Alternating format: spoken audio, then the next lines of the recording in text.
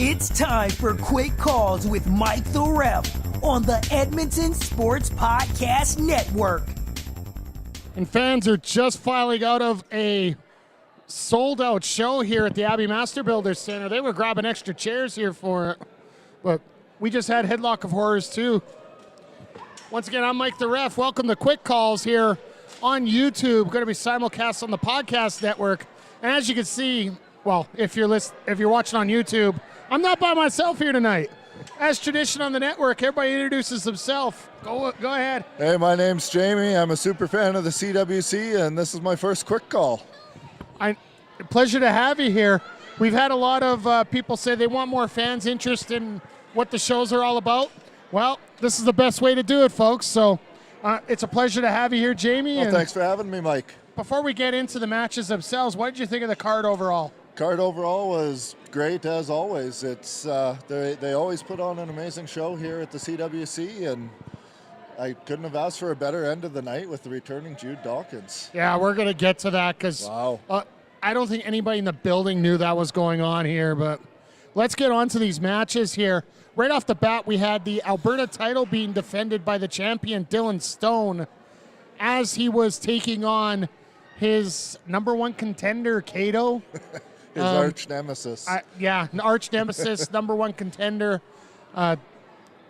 This match here, it was fairly even between the two. It was rather interesting between the two, what ended up happening halfway through the match. Do you want to talk about the cat versus dog scene? Or Well, it started out with Cato with his mask, and he came into the ring and he tried to scare Dylan Stone. Dylan Stone escaped out to the outside, and he came back with his own mask of a dog, and we had cats and dogs running around the ring. Dogs chasing cats, rain coming down. A whole lot of craziness here, folks. In the end, Dylan Stone hits that Saturday Night Special running knee across Cato and gets the 1-2-3. Took his head off. Oh, absolutely. It was just sick. Yeah, and once again, your CWC Alberta champion was Dylan Stone. Yeah, absolutely. Fantastic match there. And then after that, we had, yes, folks, he's paid me to say this, the king of CWC, Chris Parrish. Well, he hasn't paid me anything. He pays me, I don't know. It's a real struggle to deal with him, but that's a different story altogether. Chris Parrish, the CWC champion, comes out, and he basically says that he's taking the night off because he's got no opponents. The one thing I take out of this promo here is the amount of hate that Chris Parrish has here at CWC is phenomenal. Outstanding. Unbelievable. I challenge Monster Pro Wrestling fans to throw that much heat at Chris Parrish if he was ever hated that much. He draws a lot of heat, and all he's got to do is just open his mouth and claim to be a king. I want to give a shout out to those kids in the front there. My God, were loud and vocal tonight. Loud, vocal, going at it, and a ton of kids here. Yeah, absolutely. I'll get to that later on here, but match 2 was a grudge match that we had discussed on a couple of shows of Evolution before, and also on the All or Nothing show. We had Johnny Kickass taking on the Irishman. Now, in this match, personally, I found that I was expecting more of a brawling style for both guys, because both would like to unload hands all the time. But this was more of a technical matchup, I would say. It really surprised me. I didn't expect to see that from either of them. I really thought that, like you said, it would be a brawling match, and maybe we'll see that in the future between them. I know they both like that style, and I was glad to see the Irishman come out and lay into Johnny Kickass a little bit. Two takeaways I get from this match. I haven't seen Johnny Kickass I don't want to say scared because I'm scared he'll come after me, but legitimately nervous about facing a guy like the Irishman, as well as his reaction to Massive Damage. Yep. Last month at All or Nothing. Maybe he just likes to be a bully, pick on those that are smaller than him, and he's scared of the Irishman and Massive Damage, who are, bigger than him.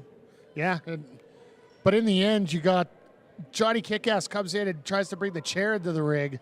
Referee Kevin, who, thank God, was on loan from Monster Pro Wrestling tonight, ends up taking the chair away from him. Irishman hits that IRA out of nowhere, and I still pop whenever I see it. It gets the 1, 2, 3. Yep. A great match. It was a great match, yep. And the right man won. We're an Irish family, so we're all behind the Irishman. I got a feeling this feud isn't over between these two anyway. So, but match number 3, and this is one I was waiting for a different reason.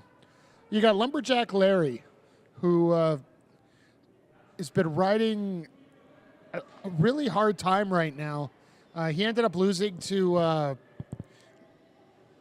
Dylan Stone in the triple threat match last month at All or Nothing. He was taking on a returning Jack Pride post-hair. Now, maybe you could explain it better than I can. What was up with Jack Pride? He looked different tonight. Not just the hair, but his whole demeanor was different. He was intense. There was almost a hatred in him. Like, he did not, at first he seemed distracted, like he didn't want to be here. You know, he was concentrated on something else, but then he just got aggressive. Yeah, the level of aggression in this matchup by Jack Pride was taken to the 2nd, 3rd, 4th, 5th level. That at times it got really hard to watch how aggressive he was getting. And well, you know, I think for Jack Pride, he spent the better part of a year trying his best to get to that top, and for the whole year he's been stifled every time, and you know, it's not necessarily always been his fault. Parrish has had the help of Maniac and Martins and Richter and Skylar Paris Austin and it just keeps going on. And even, you know, last month in Red Deer, he didn't necessarily have help, but Dylan Stone did cost Jack the match. Yeah, I hate to admit it, but yeah, that's essentially what ended up happening there. In the end, you got Jack Pride pulling out a move that I don't think he's ever done before, the Dragon Sleeper. I love the Dragon Sleeper. That is one of my most favorite submission moves. Yeah, he's pulled out the Dragon Sleeper essentially out of nowhere, rolls him up with the leg vice, and gets the tap-out victory. But I don't know if that's the story of this match. The story was after the match, where Jack Pride goes to shake the hand of Lumberjack Larry and just sucker punches him and attacks him. Comes back to that aggression that he's showing. I think he's got a new and intense attitude. Yeah, and it ends up getting attacked with a chair on top of it. Then he decides he's going to go up to the top rope and snap Lumberjack Larry's ankle with a chair. Out comes the Alberta champion, and I'm still going to call him his best friend, Dylan Stone. I know friends have fights, but he shouldn't get that vicious here at this point, but it did. And in the end, you had Jack Pride beating down Dylan Stone at the end of this. I thought things were going to get settled, then all of a sudden a sucker punch from the back on Stone and just a typical beatdown in the ring. Yeah, I think Jack Pride is, you know, going to bring that intensity. I don't think this feud is anywhere near being over. It's just getting started. Oh, no, and the other thing that's getting thrown into this matchup is the Alberta title, which Jack Pride perfectly said that's what he wants here at this point. He wants and then he shatters the leg of Lumberjack Larry after the match. Nobody could stop him after that. Absolutely disgusting. Ugh. Sorry, folks. Got to go to my notes here for page 2 if you're watching on YouTube. Sorry, it's covering the screen here. After intermission, we have a tag team match for the inaugural Tag Team Championships. We had the Wrecking Crew of Sean Martins and Dean Richter with Skylar Paris Austin taking on the team of T.S. Cutler and Massive Damage. Now, before we get to the end of this match, what did you think of it overall here? Overall, I thought it was a really decent match. I thought the Wrecking Crew, who I don't really care for their antics, or Skylar Paris Austin for that matter, but they did a good job of isolating T.S. Cutler and keeping Massive Damage out of the ring. Yeah, It was a phenomenal job what the Wrecking Crew ended up doing in this matchup in terms of isolation, tag team tactics, and whatnot. But it just took right to the end. It ended up a spear by massive damage on the outside to Dynamic Dean Richter and Skylar Paris Austin. That was huge. The pop of this crowd was phenomenal with that. And then you had TS who just changed things around instantly. Yep. Hits that DeLorean DDT of his, puts Martin's loopy, hits him with the rocker dropper, and gets the 1-2-3 to be the inaugural Canadian CWC Tag Team Champions. T.S. Cutler did it. He found a partner that was going to help him out. As we're getting congratulations and whatnot while we're live on YouTube here, but that's okay, folks. There's going to be a few quicks and quirks while we're online. Anything can happen on quick calls. Absolutely, and for some reason it always does. But then from there we get to our main event. Before we get there, I want to say congratulations to T.S. Cutler and Massive Damage for being the first ever CWC Tag Team Champions. Yep, I think they're going to do a great job of defending those belts, and they're going to be a force to be reckoned with. All right, now let's get to the main event. You got Chris Parrish, who at the beginning of the show said point blank, I have nobody to face. Out comes, I think, probably the last person on the roster you would expect to come out. Well, after their last matchup, yeah. Yeah. Primetime Xander Price. Primetime Xander Price. He comes out, and he's not his usual jolly self. No, he had a serious attitude tonight. Serious attitude, new ring gear. Ring gear was great. Twisted steel and sex appeal, folks. Comes out and says, I'll challenge you. Frankly, he was absolutely pissed after last show when he lost to a manager. I can't say I blame him. No, I would have been too. But this match goes on. Everybody pretty much hits every move here. The finish was a little weird, I think is the best way to put it. Yeah. You had Chris Parrish rolling up Price with his feet on the ropes. Referee Kevin sees that. And then you have Xander trying the same thing. Referee catches that. So then Parrish just decides to lay the boots to Price in the corner. Referee Kevin pulls him out. They start arguing, ends up shoving him. Yeah, you just don't do that. I guess the disqualification victory. Xander Price has a victory over the CWC champion, folks. You can mark that in the books, strike it down. 3-76. Call your mama, call your... Yeah, I think it's 3-76 or 3-77, something like that. Somewhere in there. But one of those three is against the heavyweight champion. Maybe he's got a title shot down the line. I think he'd have to. I think that'll depend largely on the events coming up next month. But Well, let's get to the rest of this month because, folks, if you think that was the end of it, you're not even close. So after this, Parrish loses it, knocks Kevin out with a right hand that would make anybody proud in the boxing world. Yep. Oh, yeah. I Laid think- him out. I think McGregor should have used a few more of those on Mayweather, but I digress. Lost a little bit of money on that. But ends up a beatdown by Parrish on Price. They hit the parachute on Apron. Always a brutal move. Oh, and that just completely laid him out. I know that Parrish was going to go up to the top rope and hit that frog splash immediately after that. In comes Dylan Stone for the save. Jack Pride comes out and interferes with that. From there, you have the two of them. You have the tag team champions, Massive Damage and T.S. Cutler come out to try and stop it. The Wrecking Crew comes and blocks them out. So then you have all the heels on the outside bashing up the faces. Just pandemonium. Pandemonium, craziness. Parrish in the ring just directing traffic. And then it happened. He's back.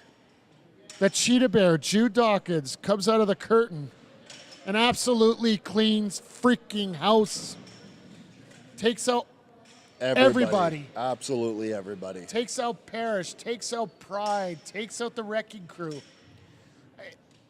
Wow. The Cheetah Bear's back. I was working with him tonight. I did not know he was clear for competition.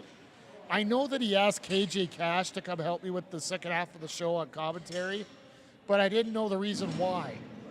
I thought it was just me, but I digress at that point. Your thoughts of everything that rolled up there?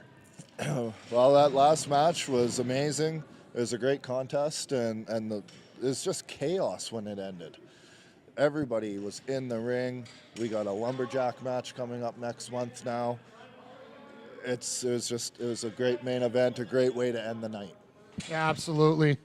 And speaking of ending the night, their next show on November 25th is going to feature Jude Dawkins versus Chris Parrish for the CWC Championship in a lumberjack match. That is going to be pure insanity. That will be, because you got almost equal heels and equal faces on either side, and it'll be chaos. I'm sure of it. I guarantee it's going to be chaos at Festival Hall.